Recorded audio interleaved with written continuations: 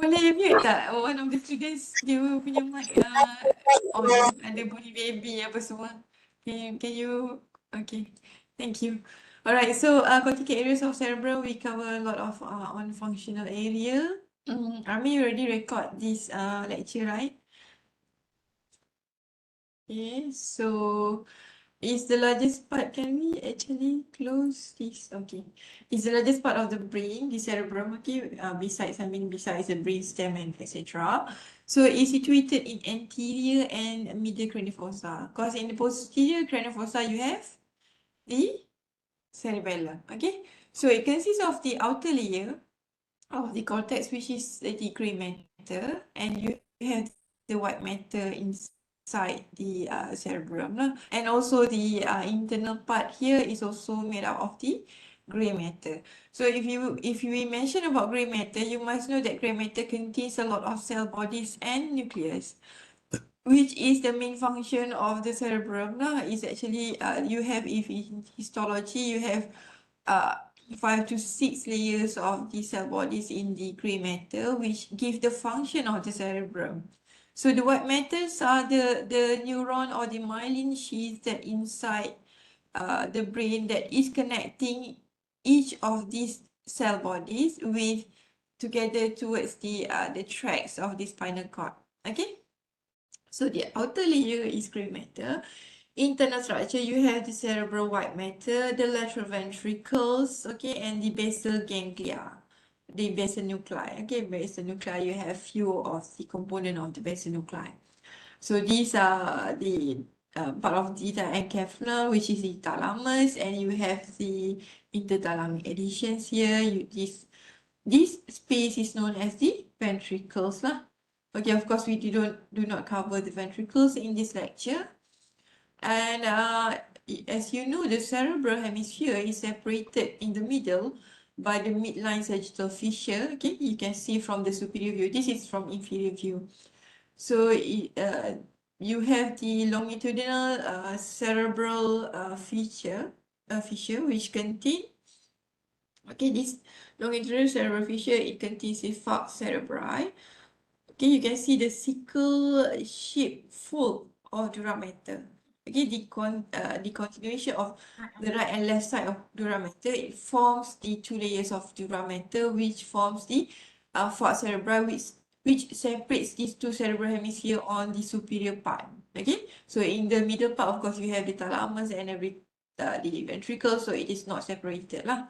So so it also known as the falx cerebri, or also known as midline fold of meningeal dura mater. So the anterior cerebral arteries is on the middle side also, okay, so which is actually going to supply your anterior part of the brain. Cerebral hemisphere is also connected with each other. Okay, you can see here, it is not filled with the falx cerebri in the middle, because in between the two cerebral hemisphere, you have the connection.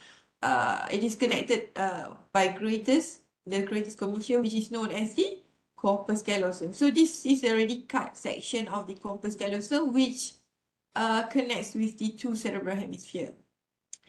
Is separated from the cerebellum inferiorly, okay, by the horizontal fold of the dura mater, known as the tentorium cerebelli. Tentorium ni macam atap lah kan. So it covers the superior part of the cerebellum, and it separates between the occipital lobe of the cerebral hemisphere and the cerebellum. So you can see the separation between these two by the tentorium cerebelli. Okay, tentorium cerebelli, dia panggil atap kepada cerebellum. So dipanggil tentorium cerebelli.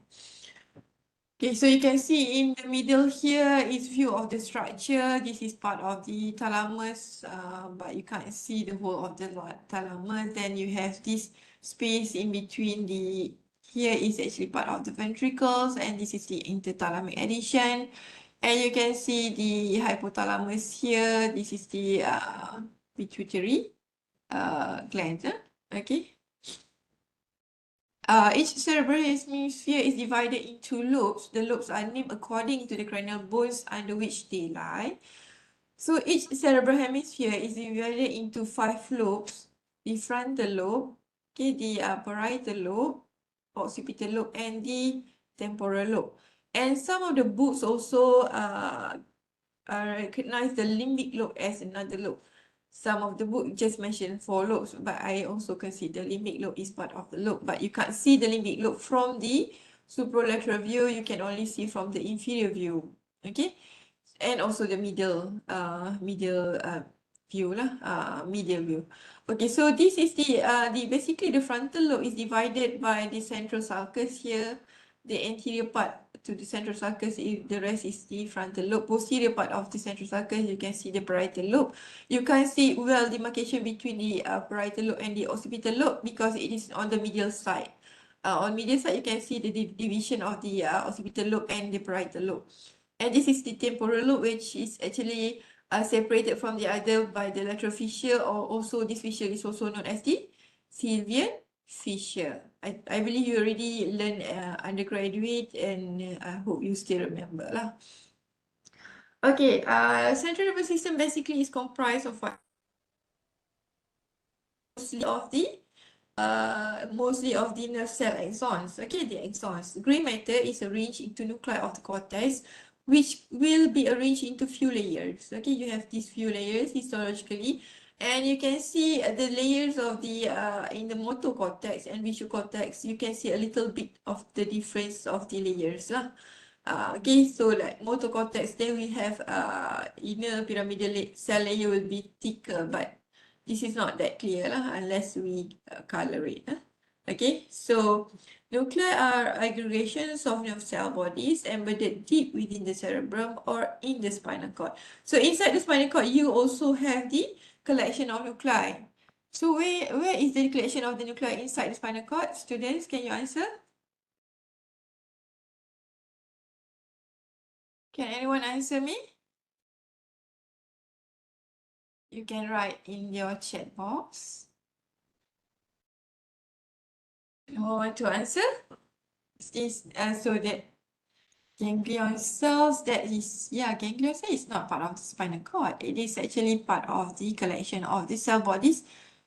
Yeah, good. Li Shihan, yes. Anterior horn, posterior horn. That is the collection of the cell bodies inside the spinal cord. It will be inside. There is no outside in spinal cord. Okay, but the cerebral hemisphere, you have the gray matter outside.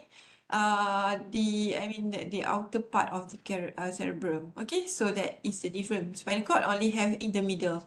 Okay, so which is the anterior horn and posterior horn, which contains what kind of cell bodies? Anterior horns contains what? Motor cell bodies lah. Okay, posterior horn, you have the, yeah, very good, Nurul Faiza.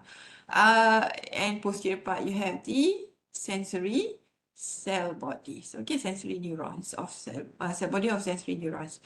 Okay, very good. So the cerebral cortex basically contains or consists of 50 to 100 billion nerve cell bodies arranged into 3 to 6 layered sheets that laminates the brain surface. So you have few labels. Okay, like this layer, it will be more, yeah. Okay, Muhammad Atik, can you say boleh silentkan you punya ni, okay? Alright, so you can see the layer 5 here, even in the side, inside the motor cortex, it will be thicker, okay? So they have different layers in different cortex. Okay, so you have to understand how you want to differentiate between the functional area. Sorry, I have to.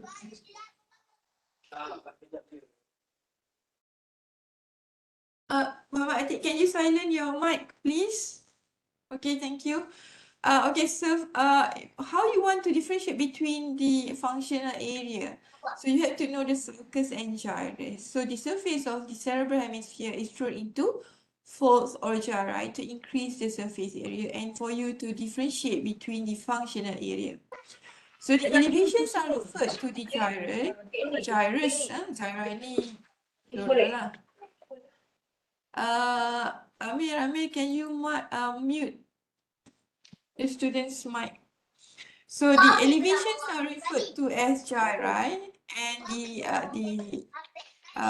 shallow or short grooves is known as the sulcus lah. Gyrus is singular, sulcus is singular.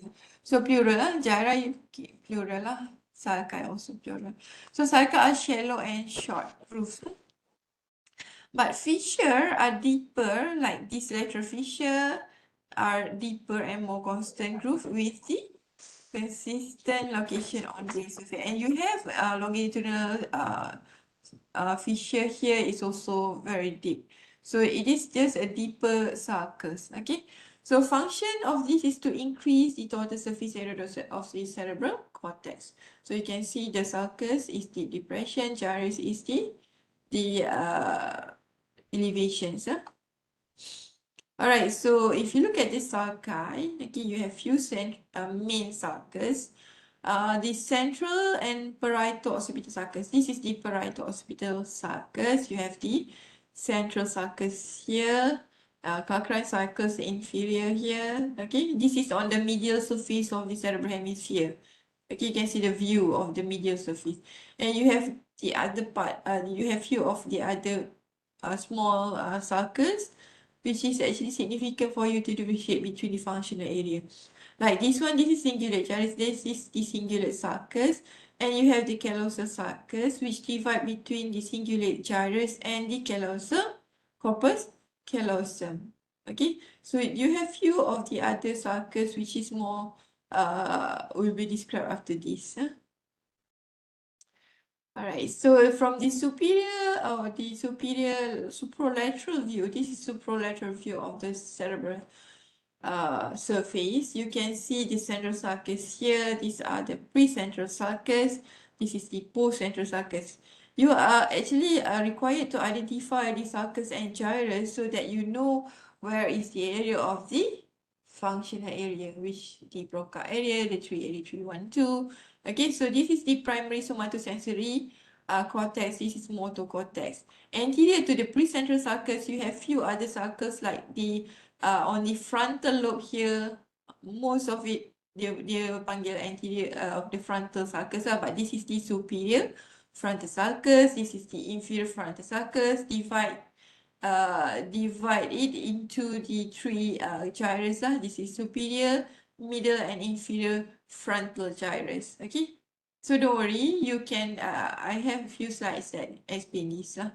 So the inferior frontal gyrus here, it locates the Broca area. Broca area is the, what is Broca area, students? What is Broca area? You can just jot down on your chat box. Yeah, speech area. Which part of speech area? Very good. Motor or sensory speech area? Yeah, very good, Satesh. Motor speech area. So your Broca area here is motor speech area. It is in the frontal lobe where you can say that, yeah, articulation, good. It's motor. Okay, so you can say that the rest of the frontal lobe function is for motor function. Okay. Posterior to the central sulcus, the parietal lobe, the occipital lobe, the temporal lobe, these are the part that occupies the sensory area. Okay, sensory area. Until you are going to specify into visual and other part lah. Alright. We go one by one to the other parts. Okay, you can see the main sulcus. This is the central sulcus. Okay. I skipped the other part here because I'll mention it in the other slides. So don't worry.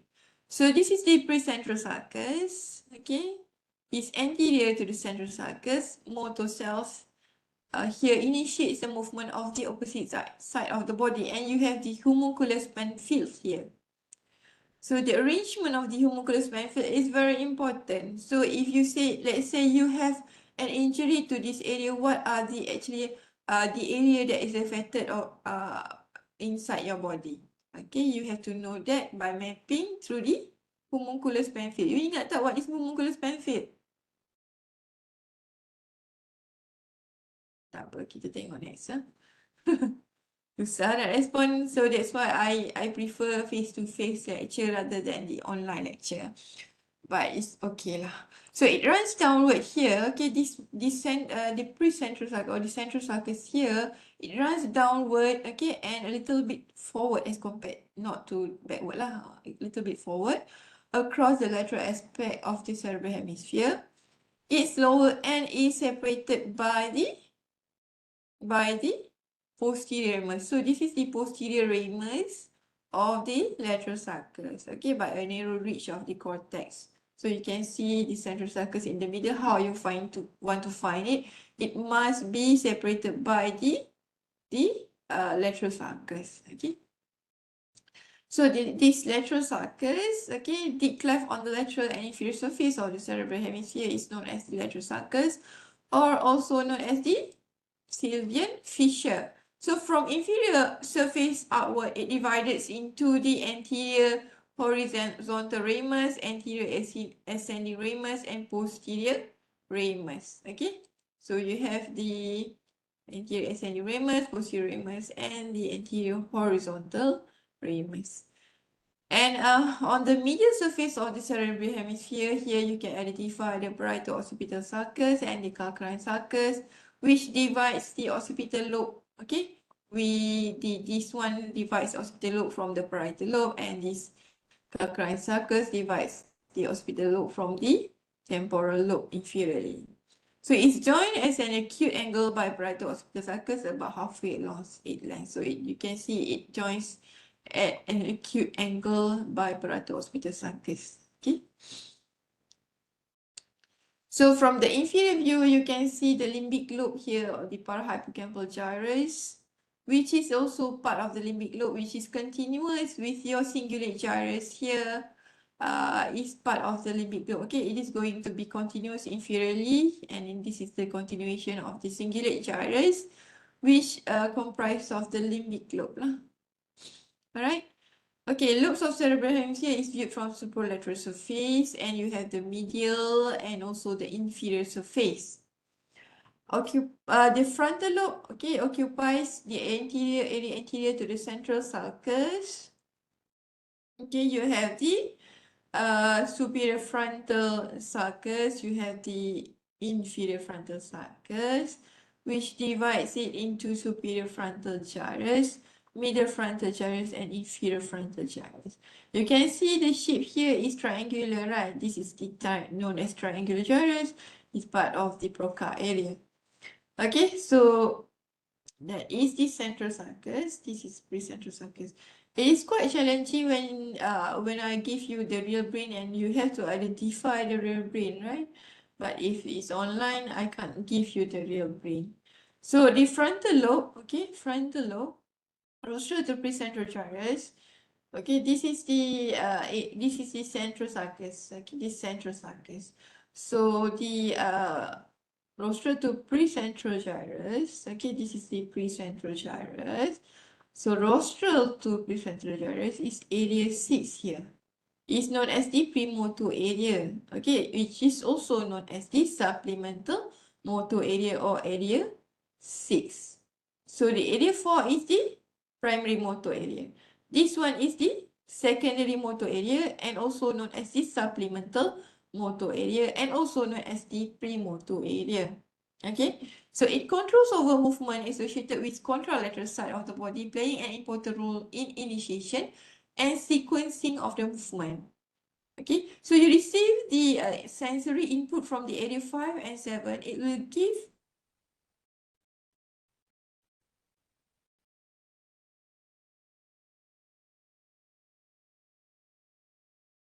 start first so that you can actually organize the movement. Okay, so before it will be executed by the area 4.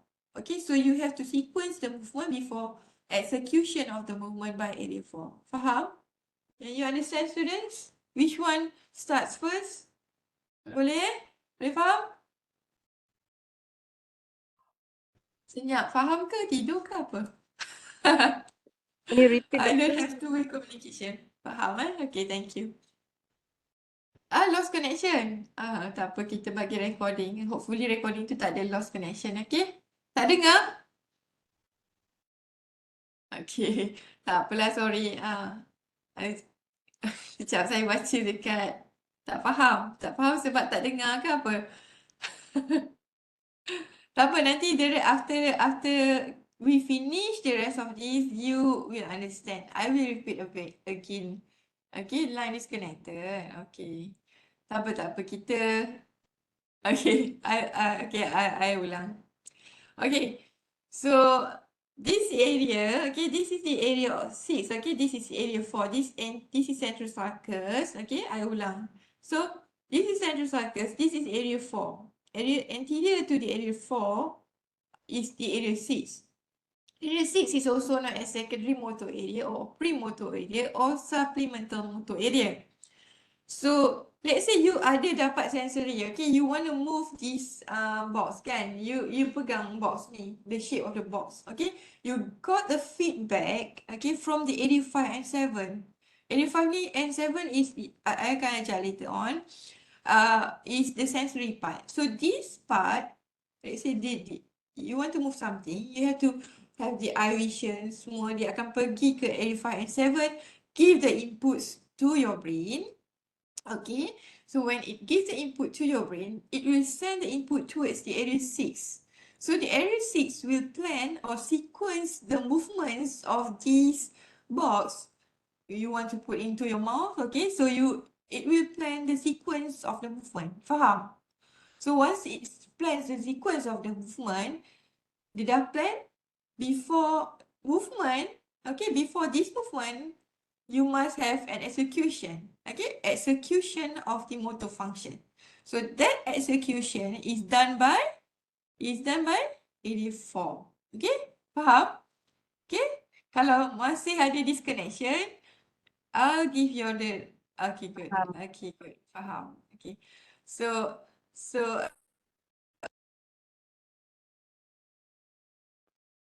alright.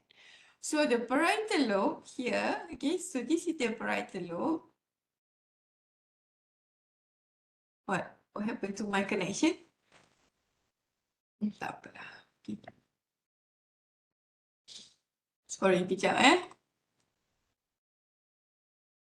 tak apa, video saya disconnected, tak apa. Maybe because of the line connection It's okay. Tak apa, video saya tak penting. Okay. Alright, so wait. Okay, parietal lobe. So okay ke sekarang?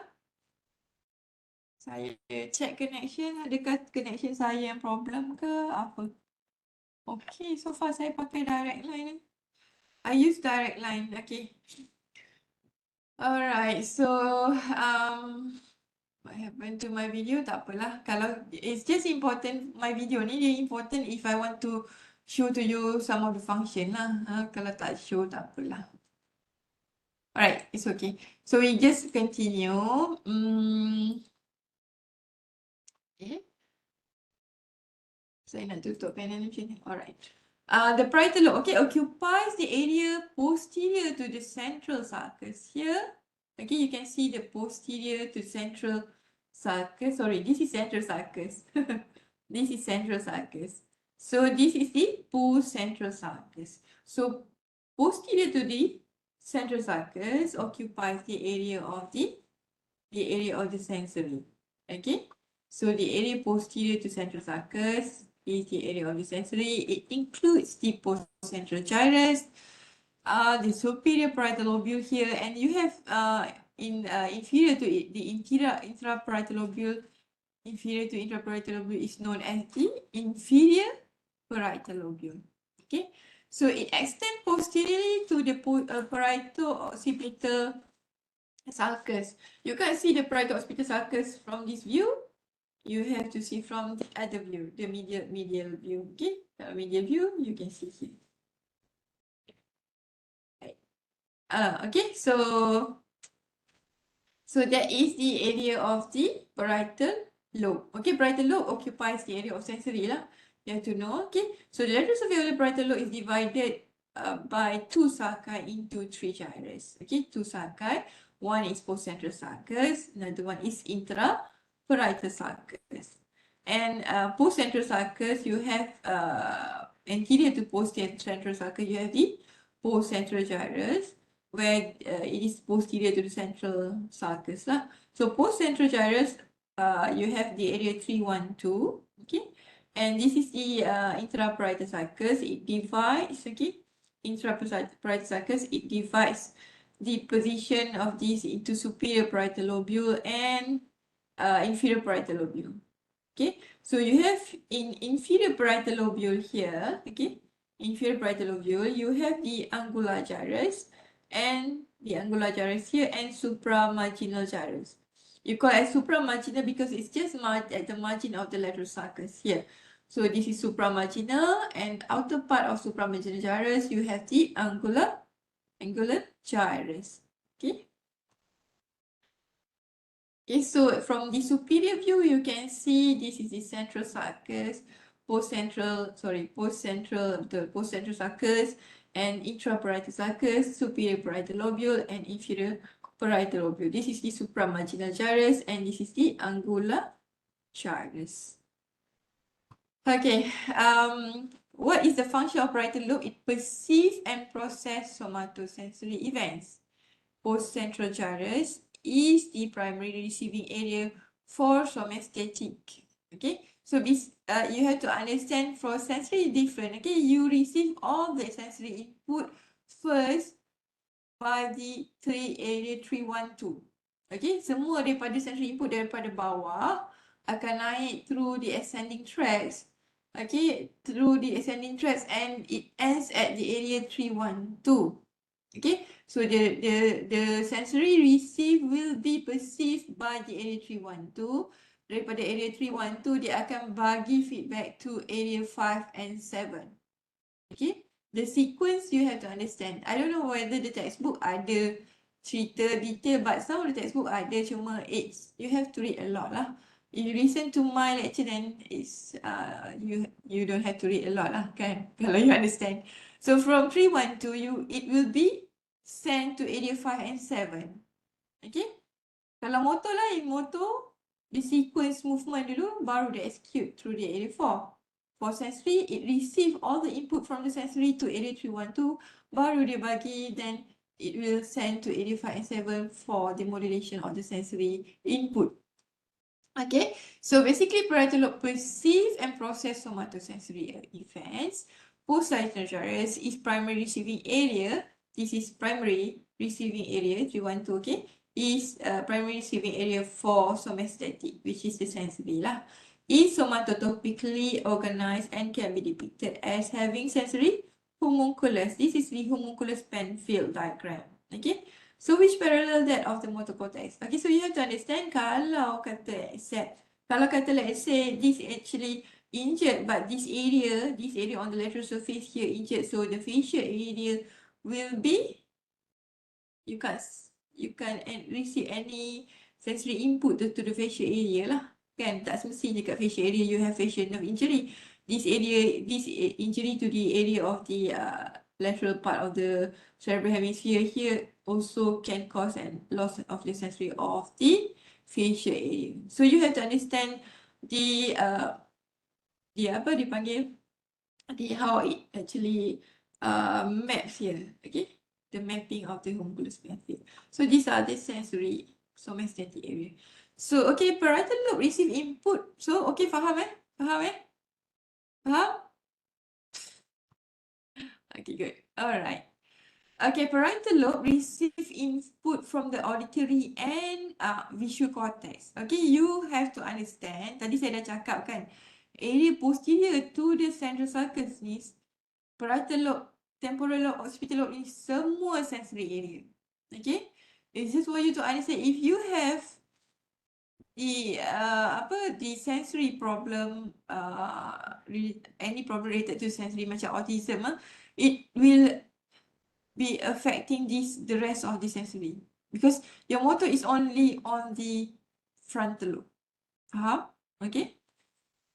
Alright, so it receive, okay, parietal lobe also will receive the input from the auditory cortex, the visual cortex, and are believed to perform complex perceptual discriminations and integration. So you nak gerakkan tadi macam tadi saya tunjuk air kotak tu kan, you nak gerakkan air kotak tu, you have to have the sensory input. I mean the visual input, so you boleh locate the air kotak tu dekat mana, kan? So this input will be sent towards the parietal lobe. Okay, hearing input. Okay, air kotak. Kalau orang tu buta, okay, they don't have visual information. They have to use the sensory input. Kenapa? Auditory. Okay. Saya ingatkan tak dengar. Okay, so yeah, good. Dia kena guna auditory input. So you have to, kata tangan dia raba dekat atas meja tu cari air kotak. Nak pasti betul ke ada air dalam tu, dia akan goncang bunyi. Okay, so all of that input will be sent towards the parietal lobe. Kalau injury to the parietal lobe, there will be problems of the discrimination and integration of the sensory input. Okay, alright, so parietal lobe also contains Wernicke area, which is the area. Yes, you want to say something? Students, you want to say something? You want to ask anything? Tak ada eh? I go fast because we have only 1 hour to finish this section, so takut tak sempat. So area 41, okay. Ada, ada. Yeah? Yeah? Yes, Durga Bharathan, you are asking, Oh, sorry, doctor. Sorry. Was so many questions. Sorry. okay, alright. Okay, so contains Wernicke area. Okay, it contains Wernicke area 41 and 42 here. Okay, so which is also essential for comprehension of spoken language. Okay, which is the Wernicke area. If patient ada kena stroke kan, dia tak faham you cakap, so it is affecting the Wernicke area. So the sensory input. Hearing tak dengar. Okay, hearing bukan hearing rosak, tapi bila dah kena stroke, Wernicke area affected. So you listen but you can't understand. Okay. So when this is affected, it's sent to Broca area. Pun Broca area tak boleh dapat any input because this is already affected. So it will be more severe lah, right? Okay. So the superior parietal lobule, this is the area 5 and 7. It occupies the superior parietal lobule, integrates the sensory and motor function, and aids in programming complex motor function associated with premotor cortex. So the movement that I mentioned tadi, movement of the eye cortex and everything, is the complex motor function. Okay, it aids in programming the complex motor function. You need to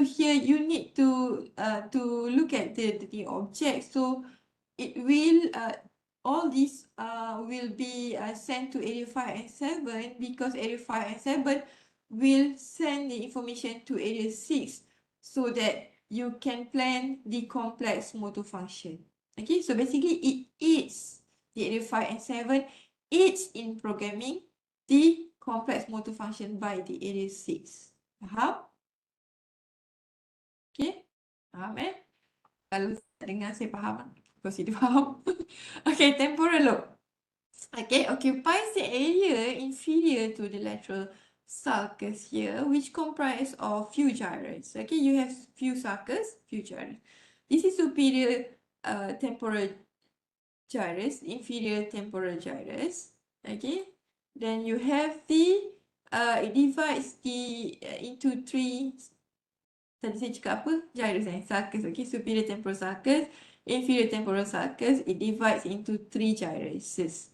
Okay, gyri. So it divides into 3 gyri, which is superior temporal gyrus, middle temporal gyrus, and inferior temporal gyrus. So this is the temporal lobe.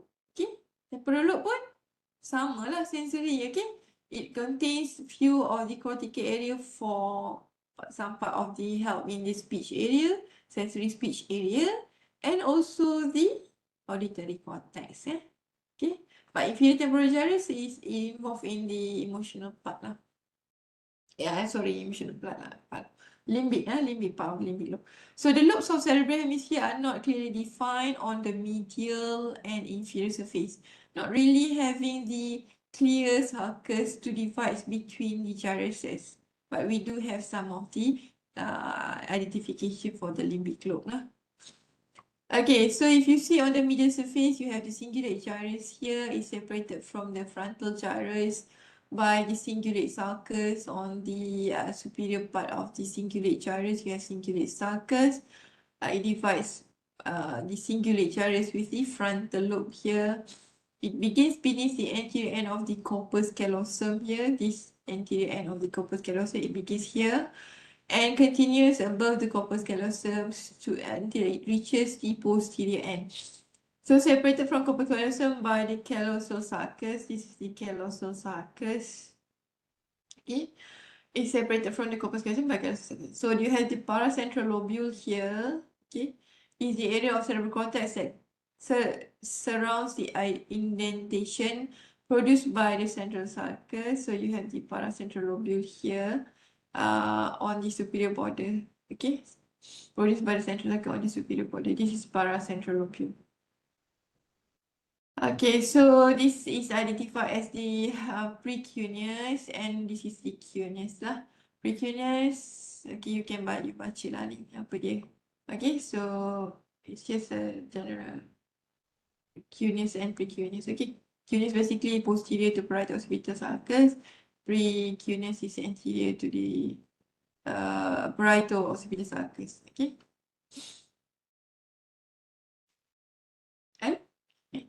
Okay. So you have the collateral sulcus on inferior surface. On inferior surface here, you have the collateral. This is collateral sulcus. Runs anteriorly below the calcarine sulcus. So you can see the calcarine sulcus. Susah sikit nak tengok. This is the calcarine sulcus. Okay, dia akan trace downward. Okay. Okay, dia akan nampak di calcarine sulcus trace downward here. And you can see the collateral sulcus is on the anterior part of the calcarine sulcus. Okay, you have the parahypocampal gyrus also here. This is the collateral sulcus. Arrow ni duduk tempat lain ni sulcus dia. So it's on anterior to the calcarine sulcus. Anterior and lateral lah. Okay, so between the collateral and the calcarine sulcus, you have the lingual gyrus. This is the calcarine sulcus, collateral sulcus. You have lingual gyrus here. Anterior to lingual gyrus, you have the parahypocampal gyrus. And later terminates as the hook-like uncus towards the anterior. This is actually quite important for the identification of the limbic lobe lah. Okay. Okay, so from the lateral view here, you can see here this is the calcarine sulcus. You can see on the posterior part of this gyrus, you have the lingual gyrus, and anterior part here is the parahypocampal gyrus. This is what you panggil uncus. Dia macam hook. It hooks around. This is the uncus. Okay, so medial occipitotemporal gyrus. Okay, you can see the medial occipitotemporal gyrus here. This is the parahypocampal gyrus, lingual gyrus, collateral sulcus. This is the medial occipito daripada occiput towards the temporal. So dipanggil medial occipitotemporal gyrus. Extend from the occipital pole towards the temporal pole. Is bounded medially by the collateral sulcus and also the rhinal sulci. Okay, so this rhinal sulcus dekat dengan your olfactory bulb kan. Okay, sini rhinal sulcus. So bounded laterally by occipitotemporal sulcus. Bounded laterally by occipitotemporal sulcus. Dia ada controversial sikit macam inferior. If this is the occipitotemporal sulcus, you have the inferior temporal sulcus and this is the inferior temporal gyrus. Okay, so bounded laterally by occipitotemporal sulcus is the medial occipitotemporal gyrus. The occipitotemporal gyrus lies lateral to sulcus and is continuous with the inferior. You can see it is continuous with the inferior temporal gyrus. So the medial occipitotemporal gyrus is continuous with inferior temporal gyrus. Alright, so you can see on the inferior surface of the frontal lobe, okay, you can see the olfactory bulb here. Okay, this is olfactory bulb. You can see the optic tract, optic chiasma. Okay, this is part of the optic nerve. Okay, olfactory bulb and tract overlie a sulcus called the olfactory sulcus. It overlies the olfactory sulcus here. Medial to sulcus, you have the gyrus rectus, and lateral to olfactory sulcus, here you have the orbital gyrus. So this is the orbital gyrus. Hopefully. Sekarang pukul berapa eh? That is my phone. Sekarang berapa? Kalau saya stop ni tak nampak pun. Saya takut saya exceed time lah. 15. So I have another 15 minutes, right? Okay, good.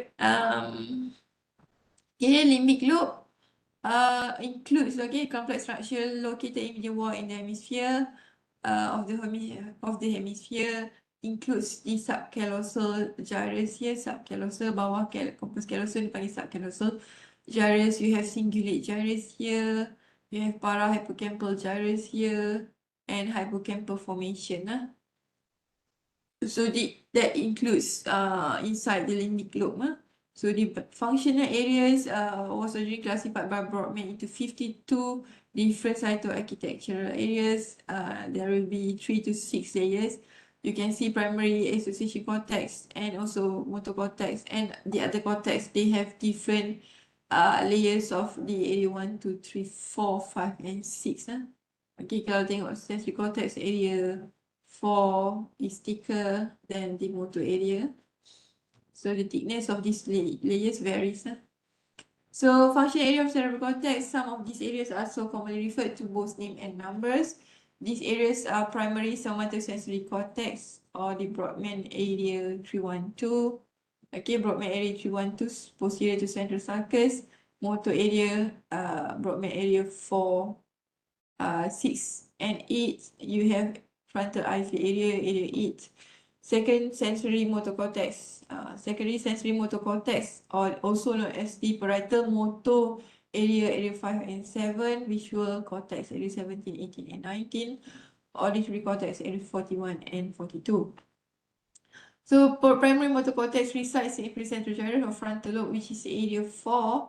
Okay, area 4 here controls movement and of the contralateral head and body, because your pyramidal tract is crossing at the pyramids and plays an important role in execution of distinct well-defined voluntary movement. Tadi saya dah explain kan.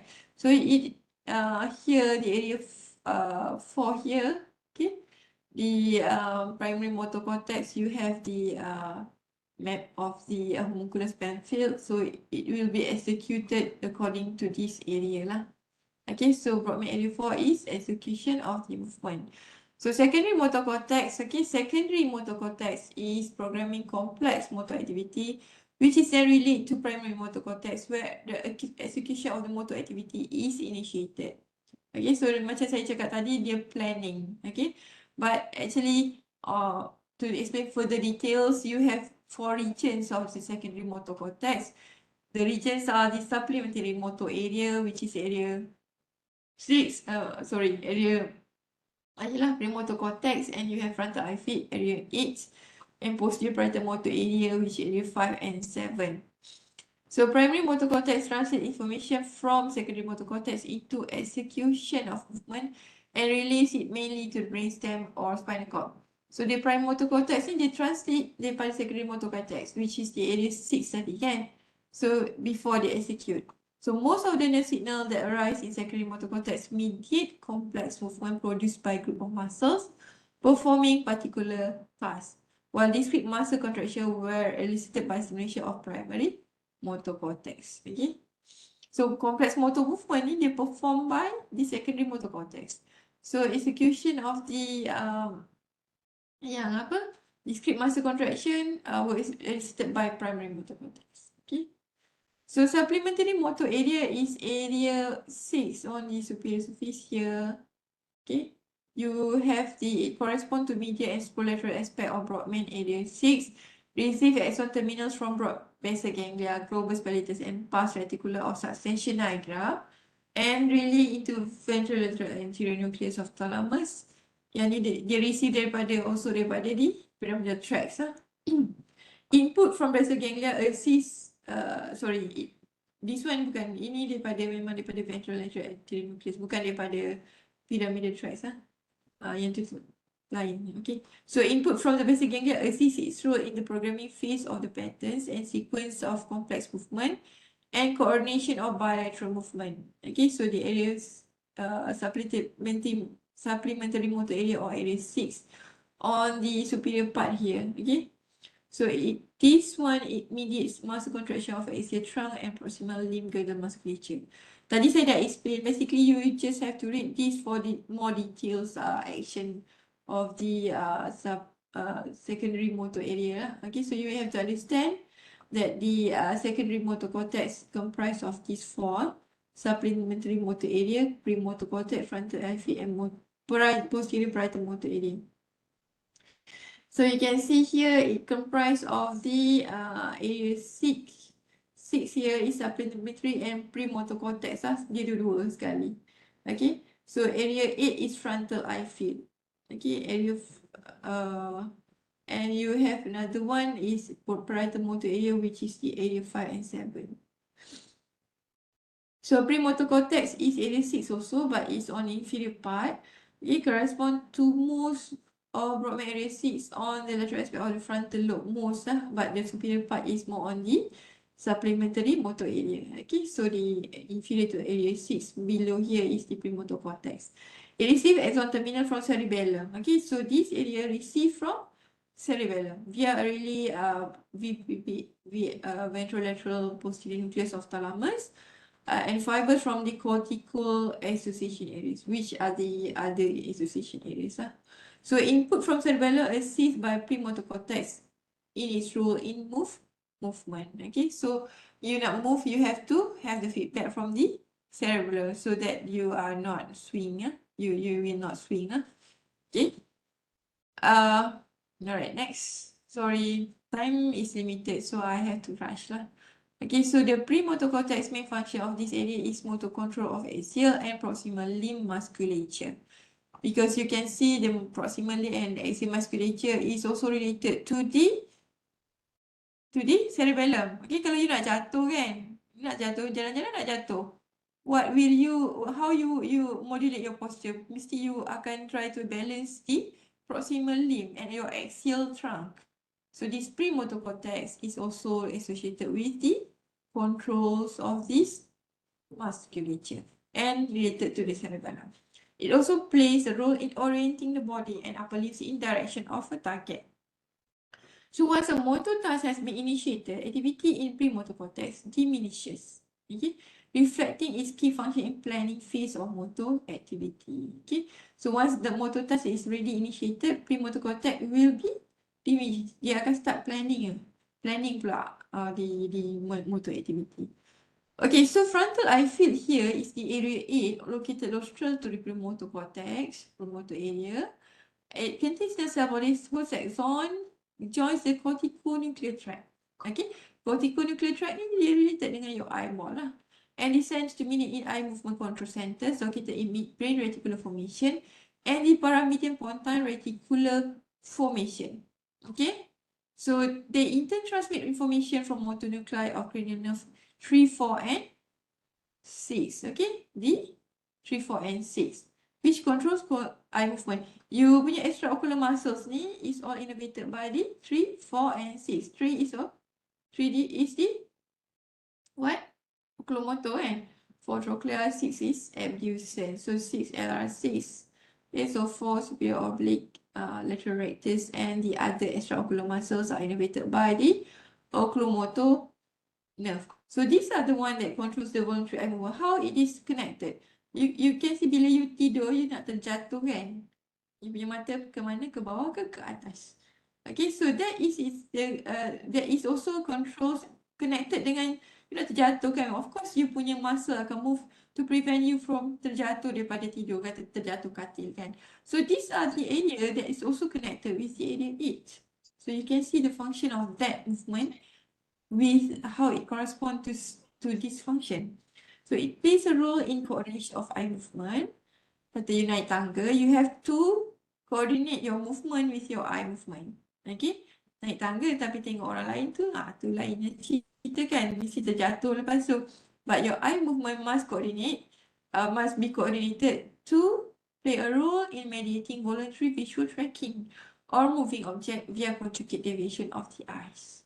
So that is a frontal eye field. Okay, this is more on towards the motor function, but it is related to your eye movement. Okay, so dipanggil frontal eye field. Okay, so posterior parietal motor area yang saya dah cerita tadi banyak-banyak is area 5 and 7. Although it is in sensory part, but it helps a lot in organizing the movement on the area 6. So the area 5 is associated with tactile discrimination and stereognosis, as well as statognosis in relation to reaching and guiding movement. So area 5 ni dia akan modulate your punya movement of the eye, the statognosis in relation to reaching or guiding movement. Okay, so area 7 is the posterior parietal visual area, which is involved in movements that require visual guidance. Okay, also, okay, sorry terbalik. Tadi area 5 statognosis, area 7 ni yang ada require visual guidance. Okay, so this is the area 5 and 7. Again, you have to remember this is still included in the secondary motor cortex, which helps in the movement and planning of the movements. Okay. Okay, so primary motor somatosensory area or area berapa dah 10:26. Banyak slide lagi I want to just to rush or banyak tak sempat habis. Bagi topik besar-besar nak scroll habis dalam 1 jam. Tak boleh habis. Okay, so after 10:30 you have a break, right? Until 11. Betul kan? Betul tak, student? Okay, so you want to, I think you have to need a break also lah. Kalau tak, you punya otak jam lah. Okay, so do you want to continue or we just I continue sampai 10:30 then kita stop lah. Kalau tak habis just bagi you all the recording of the lecture yang dulu-dulu lah. Yang lecture dulu-dulu pun saya rasa habis tapi memang takes time lah. Okay, so primary somatosensory cortex or area H1 is involved in distinguishing and integrating sensory input relate primarily by thalamic nuclei. Of course, you have the ascending tracts where all of this sensory input from the inferior will relay to your thalamic nucleus. Kan? Then it will send the information to area 312. So the area 312 are going to involve in distinguishing and integrating the sensory input.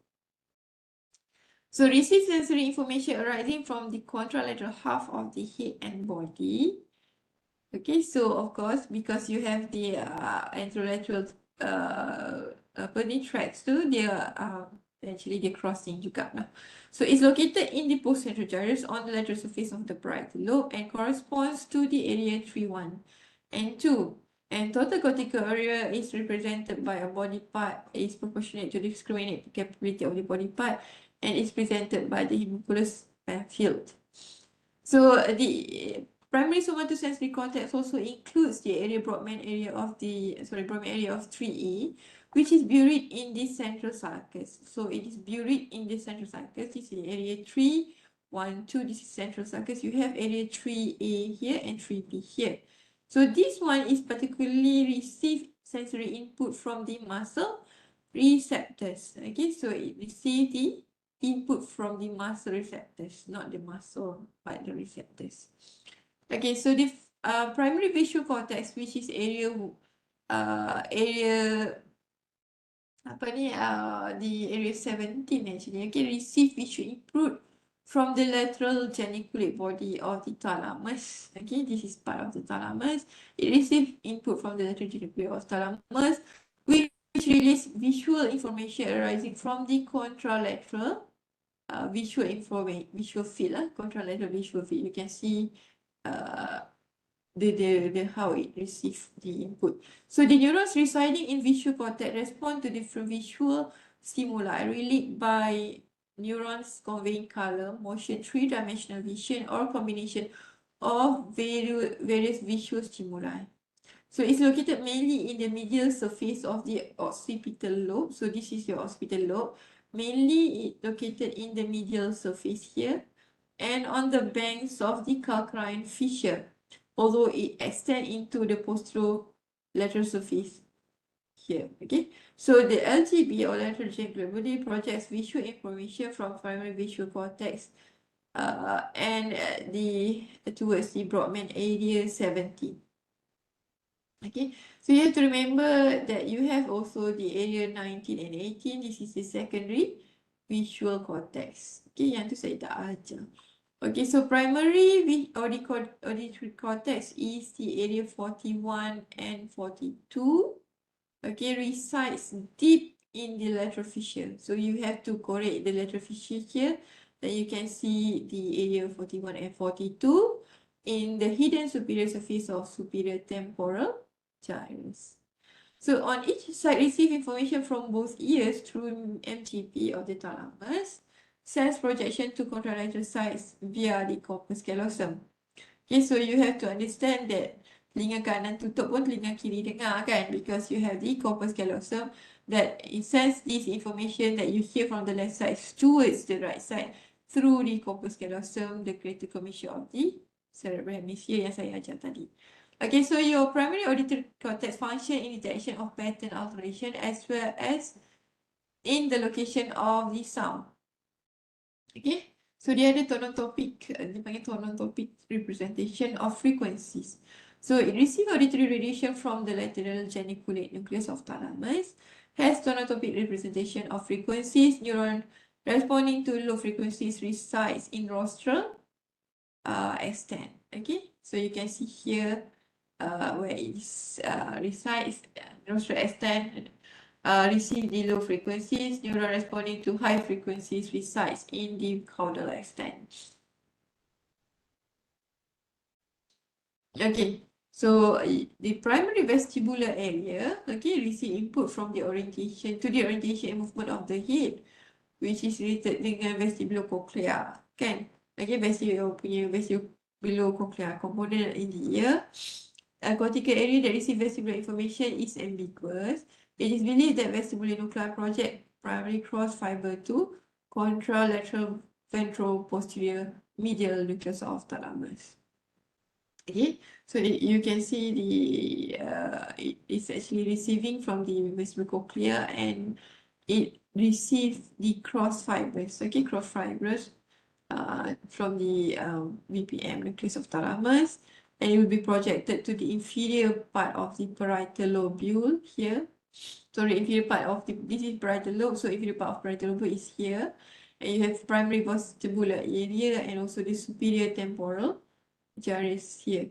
This area receive input related to head movement and position. And this area, okay, this area is Broadman area 43 here, okay, cortical area where entrance information is relayed. Resides next to the area where general sensory input from the tongue is transmitted. Taste receptor relay gustatory information to solitary nucleus in the brainstem. So solitary nucleus in the brainstem then transmit the information via ipsilateral tegmental tract to VPM nucleus of thalamus. Then thalamus then projects the inferior extent towards the postcentral gyrus, Broadman area 43. Okay, postcentral gyrus.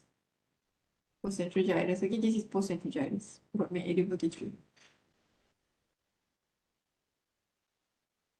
Okay, so the primary olfactory area located in prepiriform and periamygdaloid region of cerebral cortex. Okay, so this is the olfactory area. Sorry, I don't need that one. Okay, this area lah. Lari, okay, sorry, dia punya bola ni lari kat sini. Okay, so static area sekarang pukul berapa? Should I continue?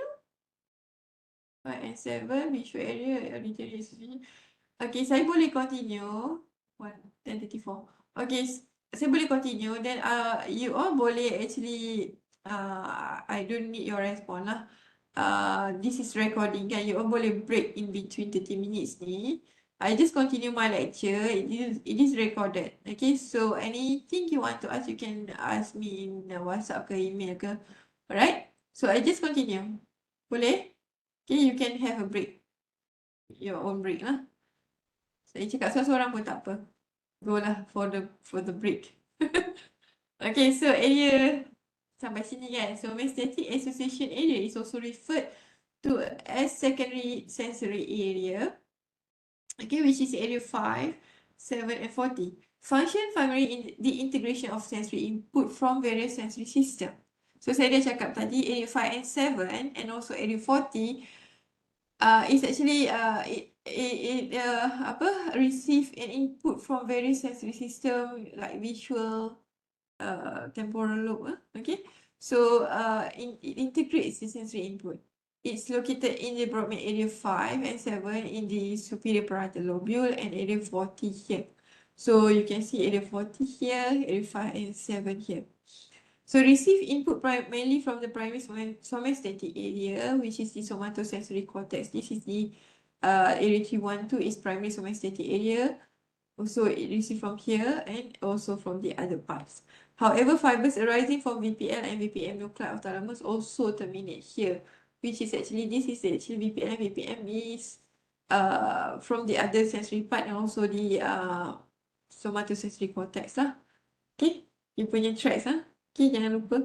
So one way of testing the function of somastatic association cortex of a patient is by placing an object on a spoon on, let's say a spoon on his hand while his eyes are closed. Okay, so that patient will identify what kind of object he's actually holding.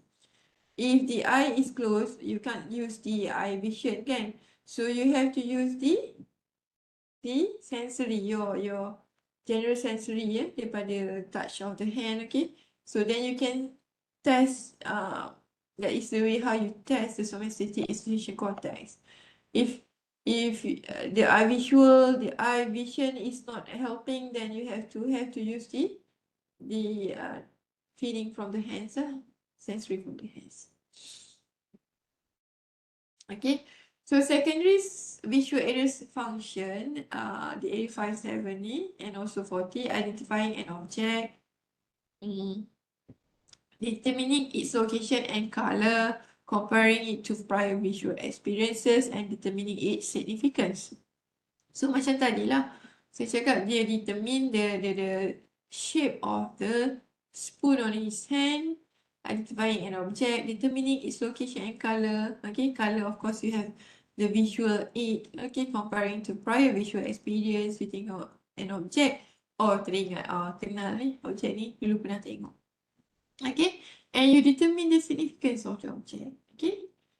Okay, so the primary visual cortex project to the surrounding visual association cortex, the area, etc., area 18 and 19.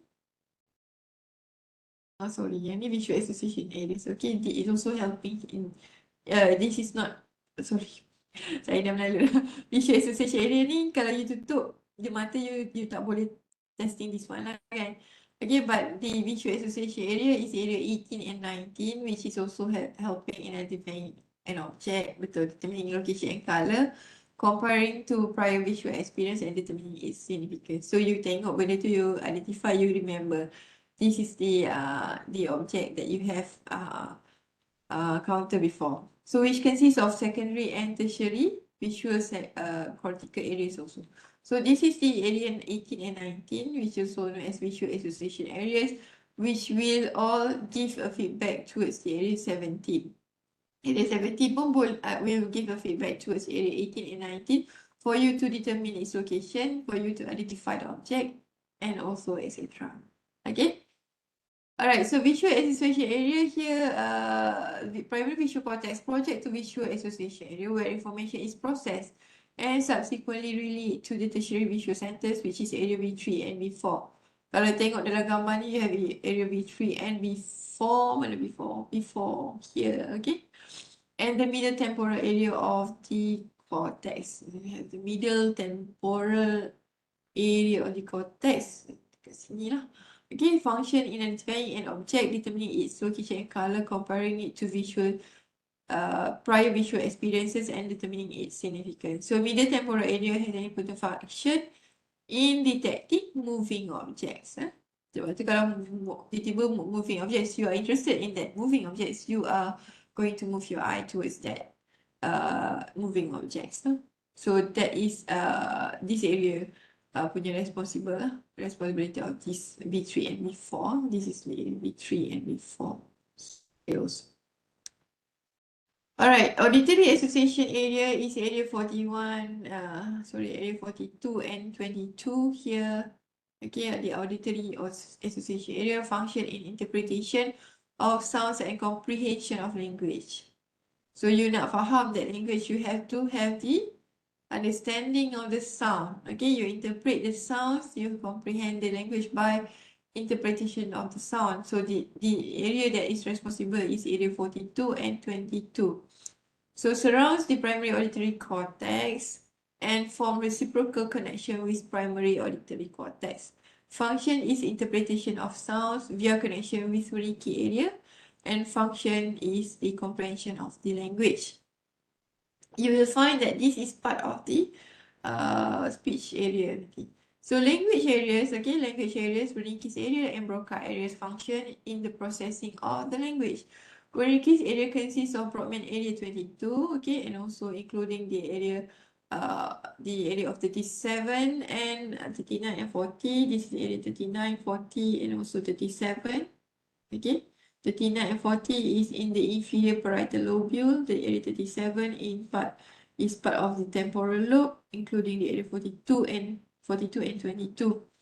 Okay, area 22 and 42 is the association auditory cortex. Supramarginal area and supramarginal and angular is area 37, 39, and 40, usually in the left dominant hemisphere. So Wernicke area is also referred to as receptive or sensory language area, general interpretative area, or gnostic area. So it plays an important role in comprehension and formulation of the language. So you have to understand the language spoken is done by this area. Okay. Alright, so the Broca area is also the language area, but it is the motor speech area, which comprise of the area 44 and 45. 44 and 45. Sorry, need to balik. Sini 44 and 45 here, at the triangular portion here. It's located in the opercular and triangular portion of the inferior frontal gyrus. So this is the inferior frontal sulcus, this is inferior frontal gyrus. So this area not only function in initiation of sequence complex movement via the connection with the primary motor cortex, okay, which are essential in production of speech, but also has an expressive language capacities. So it is going to plan your tongue movement, kan? It will be connected towards the primary motor cortex, which is the area 6 dan area 4, because you dekat homunculus and field, you ada the tongue punya area, right? So this area will be connected to the it will plan the movement of your tongue so that it have the expressive language capacities. You can modulate here. You will modulate the motor speech area in the area 44 and 45. So supplementary motor area is also necessary in the production of language. Okay. So your movement of tongue, your movement of respiration is also important. Wernicke and Broca area of speech are interconnected via arcuate fasciculus. Okay, this is arcuate fasciculus, which is necessary for the language and ability to communicate. Primary auditory cortex transmit the input to auditory association cortex, which function in interpretation of sound. So once sound interpretation occurs, then you can it will be sent towards the Broca area. So Broca area will produce a response towards the sound. So this sound is comprehended in Wernicke's area, which will be projected to the information towards Broca area. Broca area is involved in planning of the motor activity and is necessary for word to be produced. Okay, so last you have the prefrontal association cortex, which is associated with the thalamus, limbic system, and basal ganglia. The prefrontal association cortex is located in frontal lobe anterior to the motor cortex, so it will be here, and consists of multimodal association cortex. Has extensive reciprocal connection with the dorsal medial and ventral anterior and intralaminar thalamic nuclei via corticothalamic and thalamocortical projection. And okay, so its dorsolateral region function in working memory. Sorry, may play a role in individual levels of intelligence, education, and psychological state. So it is believed that it may correspond to neocortical area of limbic system. Okay, so this is cerebral dominance. Left cerebral hemisphere is usually the dominant hemisphere in about 95% of the population. And dominant hemisphere mediate process related to language, speech problem solving, and mathematical skills. And non-dominant hemisphere mediates spatial perception, recognition of face, as well as music and poetry skills. In conclusion, cerebral cortex of the human brain is classified into sensory, motor, and also association cortex. So you have the sensory, you have the sensory cortex, you have the motor cortex, and also the association cortex. Okay, sophisticated function of human association cortex is what distinguishes us from other animals.